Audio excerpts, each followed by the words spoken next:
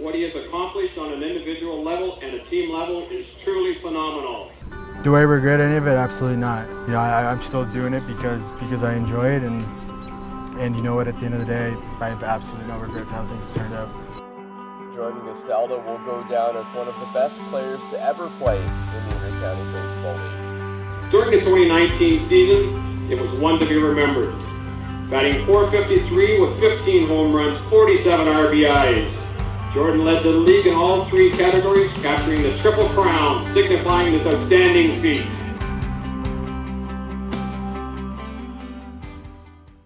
The Toronto Maple Leafs are on a 4-game losing streak. They'll need some leadership from some of their veterans to help get them back in the win column.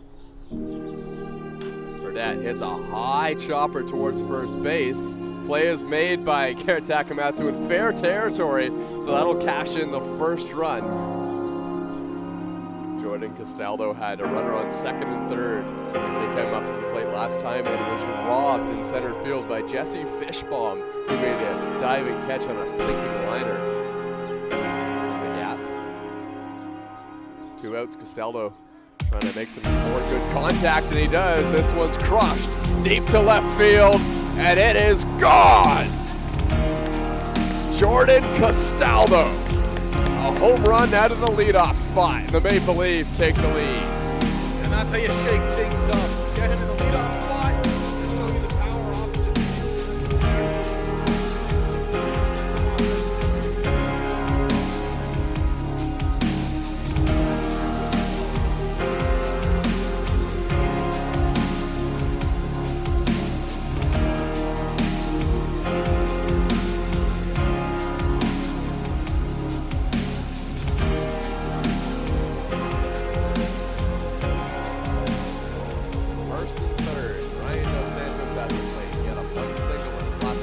Slashes one towards the left field line. It's down for a base hit. Connor Lewis is speeding around second. He's getting the wave home. Lewis is going to hold up. Benicio takes way inside. It goes to the backstop. Connor Lewis coming home, and he's safe. Connor Lewis with a heads-up play scores on the wild pitch, and the Maple Leafs take the lead. Benicio hits a short fly ball into center field, and it falls. A 2-run lead for Toronto. Benicio with an RBI single. And he hits one up the middle for a base hit. Getting the wave home is Dan Marr. He scores without a throw, and it's 6-3 Toronto. Now he hits from the air. This one's to left. Pretty deep. At the wall, catches May by Christian Kazemka, and tagging and scoring is Justin Marr. Up high, ball 4, that'll force in a run. Get home once here.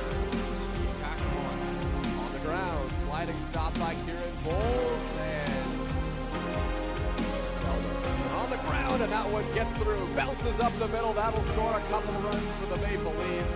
And they've opened up a wide margin here at the bottom of the 6th. Hi everyone, thanks for tuning in to Leafs Weekly. Yes, the Toronto Maple Leafs do take down the Brantford Red Sox, and they ended their 4-game losing streak. That game was 12-5. 4 RBIs by Jordan Castaldo helped the Toronto Maple Leafs to the win.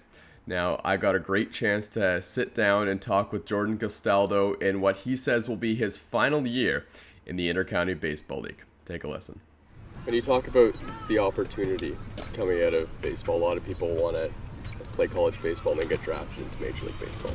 That didn't happen for you, but I feel like it was maybe fate to come and do what you did here in the Intercounty Baseball League, with winning 6 championships in a row with the Barrie Bay Cats, and then spending 2 years with the Toronto Maple Leafs, going to the finals for the next couple times. Do you regret not having a shot at the MLB draft, knowing what went on to happen over the next couple of years with what you did in the Intercounty Baseball League? That's the first time I've ever been asked a question like that. But you know what? I didn't necessarily project to be I didn't necessarily have a big league tool. So, my hopes were that I would have a good enough season that I would impress at least one person and get a shot. I had a little bit of a shot later on with, I worked with, this Arizona Diamondback scout up here. Got invited to a professional tryout down there. Great tryout, and then, long story short, kind of got catapulted into indie ball, and, was in Schaumburg in the Frontier League for about 3 weeks and got released, and that's kind of what I wanted to do. I wanted to give it my one shot, and I was happy with that. And at that point, I kind of understood that I had made it to a pretty high level, and I guess I had to realize, I was aware of how difficult it would be, and I was aware of the percentages of what it's like to get to the major league. So, at that point, I just wanted to, kind of start my life or move in the direction that I wanted to go. I knew I had to go back to school, so I went back to school, and then like you said, I ended up playing in this league for all these years, and I try to tell some of these young guys. I mean, we're lucky to have, a league like this in which we can play in. I mean, I'm 34 years old now, and I have no idea what I'm doing seeing 95 miles an hour in this league right now. So the league's up. It's been a lot of fun. It's been a challenge. Obviously I'm trying to adapt to this level of baseball. This feels different this year. But again, to get back to your question, I have no regrets. I have so many good memories along the way, even when I was here the first time around. Before I got traded to Barrie, a lot of good memories with a lot of those older guys who kind of mentored me, and as a matter of fact, I just repeated what one of those guys said to me, in the fact that we were lucky to have a league like this to play in. So, it was, the time in Barrie speaks for itself. I think I've been on record so many times saying it was the camaraderie of that group. So many good memories. Obviously, the heartbreak at first with losing to Brantford in 13, and then obviously the 6 consecutive. And I don't need to get into details about that. It's quite the experience when you win a championship in this league.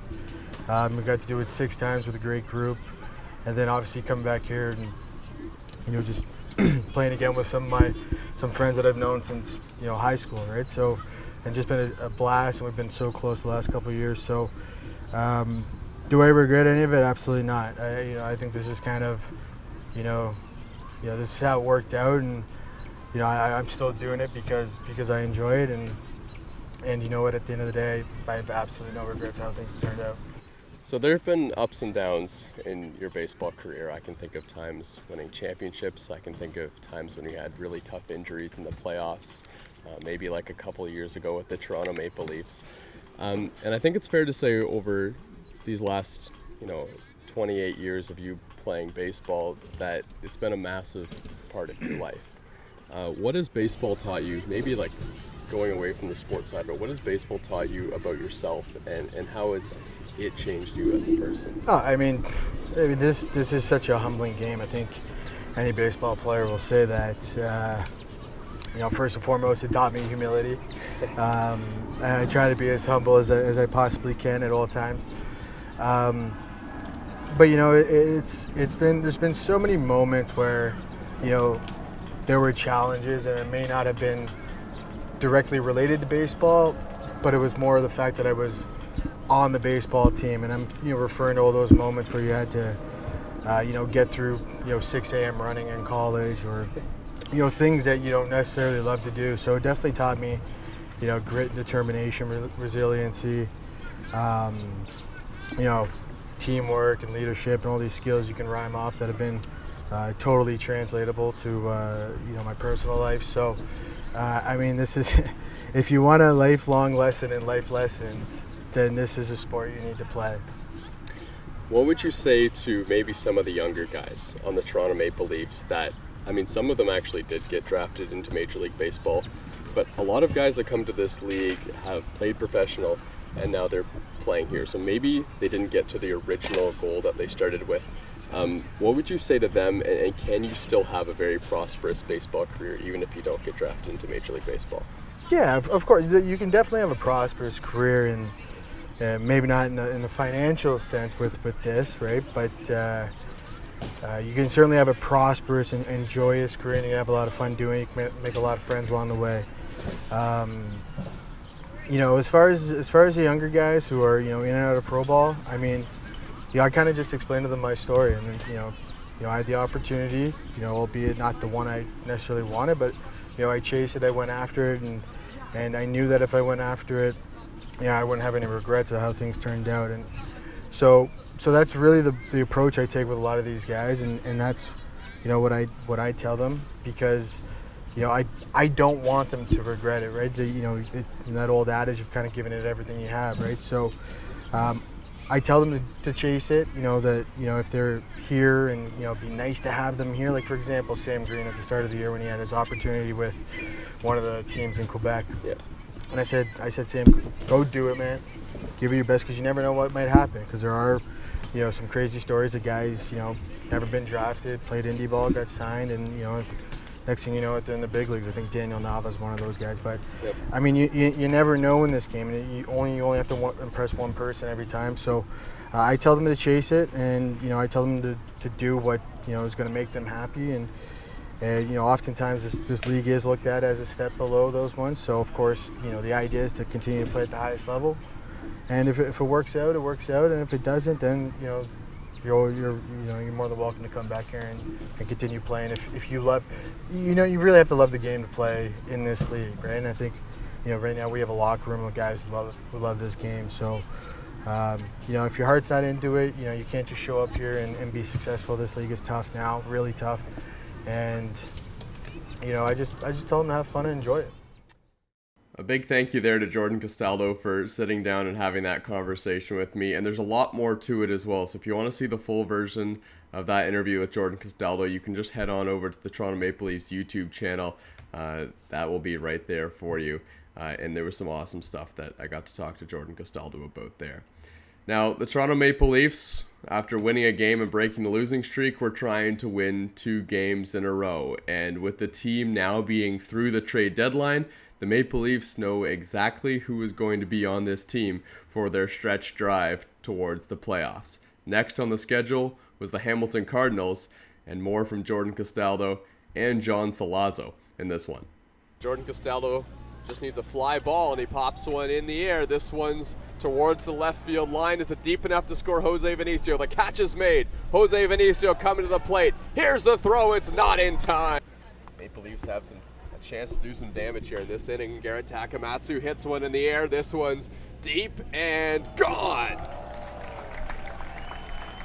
8:32 this season.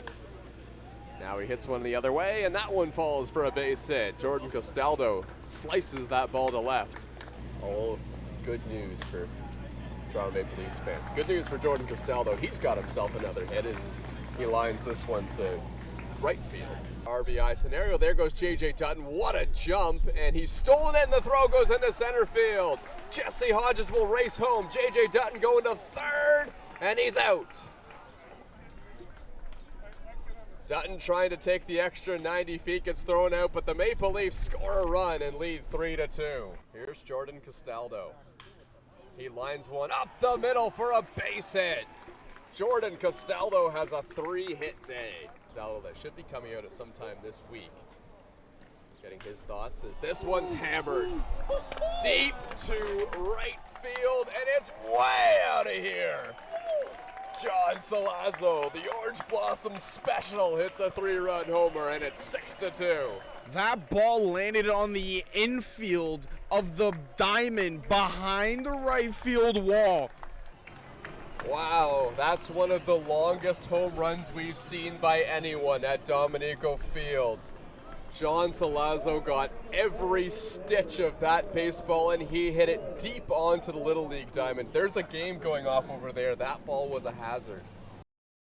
I see you hit home runs, and a lot of the time I think it's the furthest home run that I've ever seen hit. This one today really felt like it was. Where does that rank? How did that feel coming off the bat?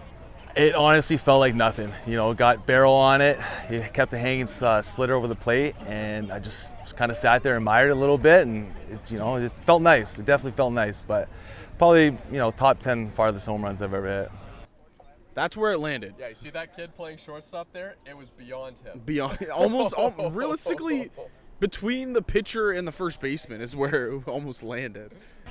All right, John, I know that you guys had a tough stretch with a 4-game losing streak. Now you've won 2 games in a row after having a couple rainouts. Just right off the bat, how did it feel to win today?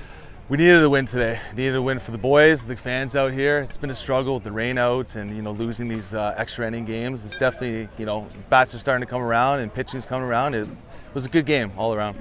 I know you had a little bit of a cold stretch with the bat, but now you had a big RBI day and you had the 3-run home run. How good did that feel, hitting that home run, just with what's been going on over the last couple of weeks?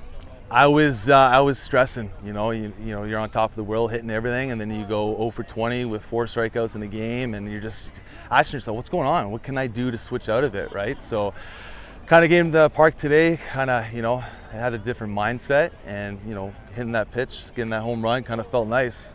Definitely needed that. Yeah, it kind of feels like John Salazzo is going to start heating up once again. 3rd in the Intercounty Baseball League in home runs. The batting average is starting to climb up once again. He's already got 10 homers this year. When you see swings like that and you see John Salazzo pimping the home runs, that's probably a good sign. And John Salazzo mentioned another good point in that interview as well, where he said the Maple Leafs are kind of heating up at the right time. They have 13 games in August. Rainouts and things like that are what's playing a factor. So those 13 games are going to have to come in the first 20 days of August before the playoffs start. So if the Maple Leafs are hot when they play those 13 games, that's going to help them climb up in the standings. And who knows where the Maple Leafs can climb to or where they will land in the playoffs. But one thing that I do know is that the Maple Leafs want home field advantage for as long as they possibly can in the Intercounty Baseball League playoffs. So that will be the next goal for the Toronto Maple Leafs, see how high they can climb. All right, that does it for me here on Maple Leafs Weekly. Thanks so much for tuning in, and we'll see you next week. You know what? As far as all the interviews I've done, I don't think there's been too many where I've held the mic. Yeah? Yeah. Is that going to be a challenge? No, it's just a different feeling. I got something in my hand right now.